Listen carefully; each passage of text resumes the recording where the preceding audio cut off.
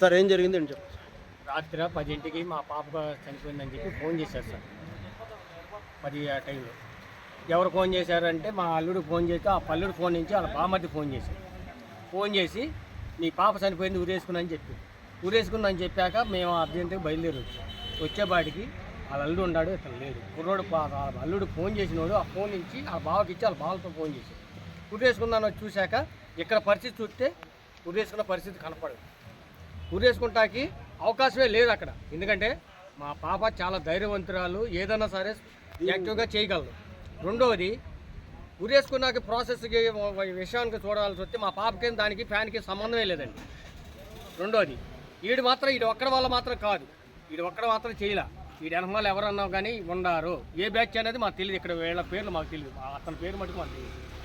కాకపోతే ఇంతకుముందు ఒకసారి 1 గంట ఒకసారి హెరాస్మెంట్ చేస్తుంటే 1 గంట టైంలో కూడా మా అమ్మాయి మాకు ఫోన్ చేసిందండి. మా అమ్మాయి ఫోన్ చేసి నాన్న నన్ను ఇబ్బంది పెడుతున్నాడు తీసుకెళ్ళమంటే మా అమ్మాయిని మేము తీసుకొచ్చుకున్నాం. ఒక పెద్ద మనిషి వస్తే మళ్ళీ తర్వాత సంవత్సరం ఉన్నాక చిన్న గొడవలు ఉంటాయి, ఏదో చేసుకుంటాడు అని చెప్పి ఉద్దేశంతో సరే మీలాంటి వాళ్ళు వచ్చి ఎవరైనా వస్తే సర్దుబాటు చేసి పంపించాం. కానీ ఇలా చేస్తాడని చెప్పి మేము అనుకోలేదండి. మా అమ్మాయి మాత్రం ఉరి చేసుకోవాలా, ఈడు మాత్రం చంపాడు, వీడితో పాటు ఇంకోళ్ళు ఉన్నారు ఎవరన్నా అనేది దర్యాప్తు సంస్థ మాత్రం దర్యాప్తు చేసి దీని నిజాలు బయట తేలాలని చెప్పి మేము అతను కోరుకుంటున్నాడు. మా అమ్మాయి పాప మీద దెబ్బలు ఉన్నాయండి, మా పాప మీద దెబ్బలు ఉన్నాయండి. ఇది మాత్రం హత్యే, ఆత్మహత్య కాదు. మా పాపను హత్య చేశారు. ఎవరెవరి మీద కేసు పెట్టారు మీరు? మేము అల్లుడి మీద పెట్టాం. అంట్లో అల్లుడి మీద ఇంటర్గేషన్ చేయమన్నా. ఇక్కడ వాళ్ళ పక్కన ఉన్నవాడు ఎవడో పేర్లు తెలియదు కానీ దాని మీద ఎట్లా పెడతాం, అది అనుమానాస్పదం కేసు అవుతుంది తప్ప వాళ్ళ పేర్లు మాకు తెలియదు, ఇంటి పేర్లు తెలియదు, మనిషి పేరు కూడా తెలియదు. కానీ నిన్న మధ్యాహ్నం కూడా ఆడెనమల్ 4 తాగారండి అక్కడ. కాకపోతే సీసీ కెమెరాలు కూడా ఉన్నాయి, తీస్తే అవన్నీ బయటకు వస్తాయి. అక్కడ సీసీ కెమెరా ఉందండి, మొత్తం ఆ లైన్ కనపడుతుంది. వాళ్ళు ఎవరన్నా కానీ ఆడెనమల్ ఉన్నవాళ్ళు కూడా బయటకు వస్తారు. ఈ దర్యాప్తు సంస్థ మాత్రం చేసి మాకు న్యాయం చేయాలని మాత్రం కోరుకుంటున్నాం. కేసు ఏమని పెట్టారు మీరు? కేసు మాత్రం మా అమ్మాయి హత్యానికి కేసు పెట్టాము. ఎఫ్ఐఆర్ దాఖలు చేసిన మాత్రం మా అమ్మాయి మీద మర్డర్ జరిగిందని కేసు పెట్టాం.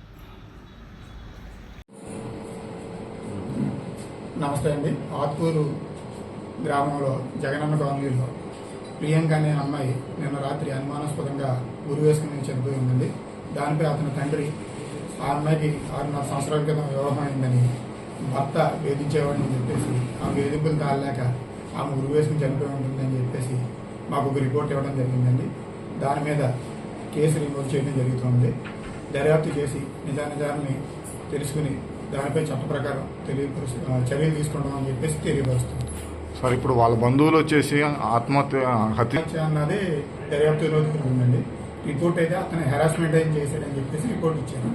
దర్యాప్తులో హత్య లేదంటే ఆమె ఇతని హెరాస్మెంట్కి తట్టుకోలేక ఆత్మహత్య చేసుకున్నాడు అనేది ఇన్వెస్టిగేషన్లో తెలుస్తుంది.